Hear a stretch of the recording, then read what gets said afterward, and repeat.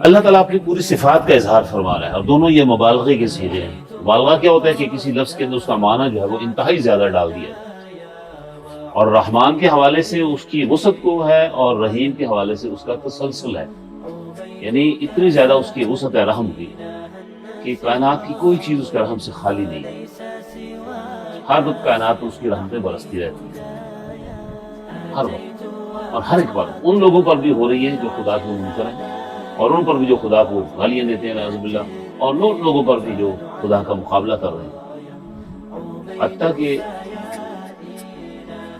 منکروں کی جو تباہی ہے نا، یہ بھی اللہ کی رحمت ہوتی ہے۔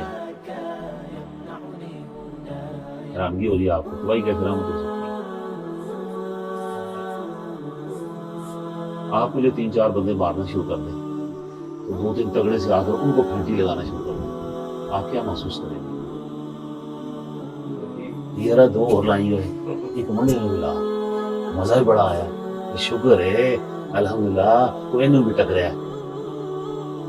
تو فسادیوں کو ختم کرنا بھی اللہ کی رحمت ہے۔ اسی وجہ سے جب قوموں پر عذاب کی بات قرآن کرتا ہے تو آخر میں کہتا ہے فالحمدللہ رب العالمین، بس تعریفیں ساری اس اللہ کے لیے۔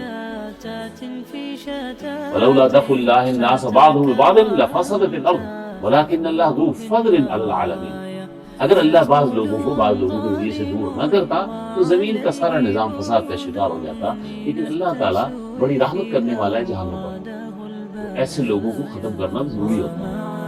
ایک اور طرح سے اس کو سمجھیں، آپ ایک باغیچہ لگایا ہوا ہے، مالی آپ نے رکھا ہے لیکن مالی کام نہیں کرتا، باغ کا حلیہ بگڑا ہوا ہے، ہر جگہ جھاڑیاں اگی ہوئی ہیں، اور جو درخت ہیں بتوتے ہیں ان کو پانی بھی نہیں سوکھ رہے ہیں، آپ دیکھ کر کچھ نہیں، کیا کر رہے ہیں، کام کیوں نہیں کرتے؟ وہ پھر آئے باشا کر کے ٹال دیتا ہے، آخر میں کیا کریں گے؟ آپ ہٹائیں گے نہیں آپ اس کو، چلو چھٹی کرو یہاں سے۔ تو یہ معاملہ ہے، یہ اللہ کا باغ ہے دنیا، اللہ اس کو ہرا بھرا آباد دیکھنا چاہتا ہے، اور آبادی کیا ہے؟ فساد سے پاک ہو۔ جب فساد بڑھ جاتا ہے اللہ کی رحمت جوش میں آتی ہے، پھر وہ پیغمبروں کو بھیجتا ہے۔ شاہ ولی اللہ رحمۃ اللہ علیہ حجت اللہ البالغہ بڑے مشہور کتاب ہے شاہ ولی اللہ کی، انسانی فلسفوں پر ہے کہ اللہ کے نبی کا آنا کیا ہے۔ آپ سلسلے دنیا میں تشریف لانے سے پہلے دنیا کے اندر یہ 2 بڑی سلطنتیں تھیں، اس میں 2 بڑے حصے تھے، مشرقی اور مغربی۔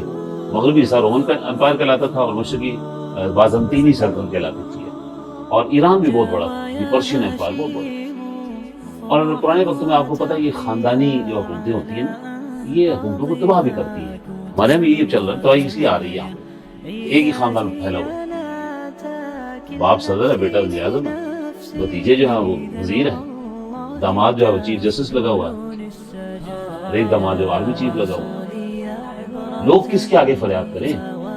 لوگ اللہ کو پکارتے ہیں، اللہ جی برحمت، اللہ کی رحمت جوش میں آتی ہے تو پھر کو نظام لانے والا آ جاتا ہے۔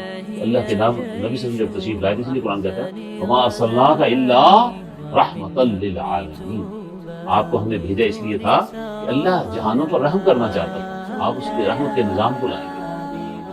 الرحیم جو ہے اس کی تسلسل کو ہے کہ دنیا کے اندر بھی رحم کرتا رہتا ہے، آخرت کے اندر بھی کرے گا، لیکن آخرت کے اندر صرف اپنے نیک بندوں پر کرے گا،